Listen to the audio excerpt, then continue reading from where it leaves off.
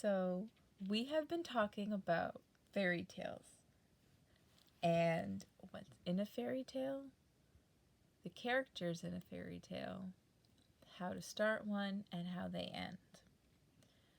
Now, today, we are going to be making our own fairy tale.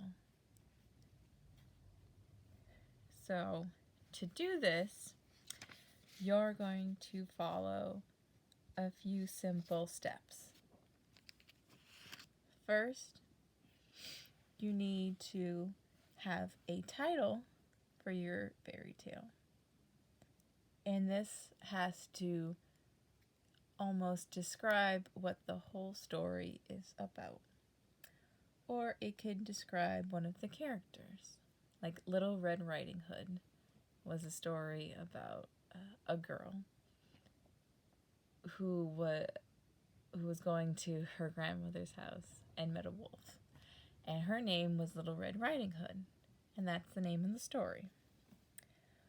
So you also want to include a time, like state the time of the story, like is it in the day, is it at night, what time of year is it? You want to talk about the setting. Where is it? Is it in a forest? Is it in a city? You want to describe those things in your story. You want to talk about the characters. Who are your characters? You want to give them names and you want to describe how they look so that people, your audience, can make a picture in their minds. And then you want to talk about your conflict or the problem of the story. What's happening? In Little Red Riding Hood, one of the conflicts was that the wolf ate the grandmother because he wanted to eat Little Red Riding Hood because he was hungry. And then the resolution. How did the story end? How did the problem get solved? So, when you're making up your story, the first thing you should do is make an outline.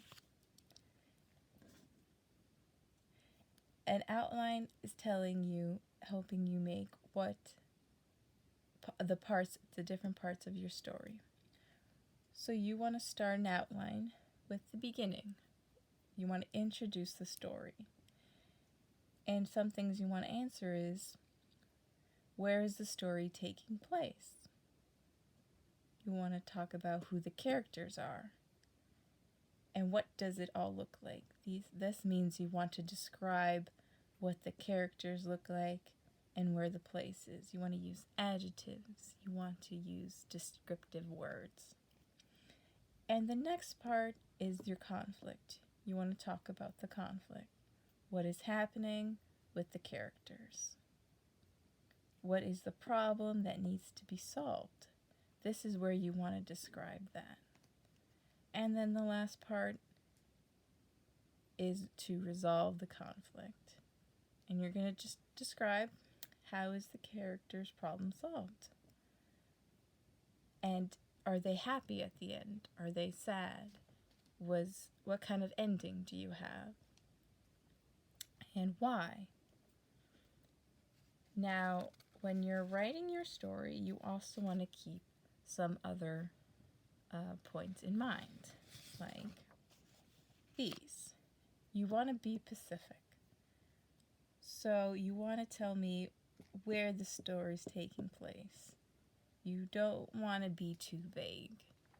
You could name a forest. You can give the forest a name. You can give the city a name. And let's see. And then you want to give details about your characters. You just don't want to tell me there's a mouse in your story. You want to tell me there's a gray mouse with a big nose. You gotta make a picture of your characters and your settings.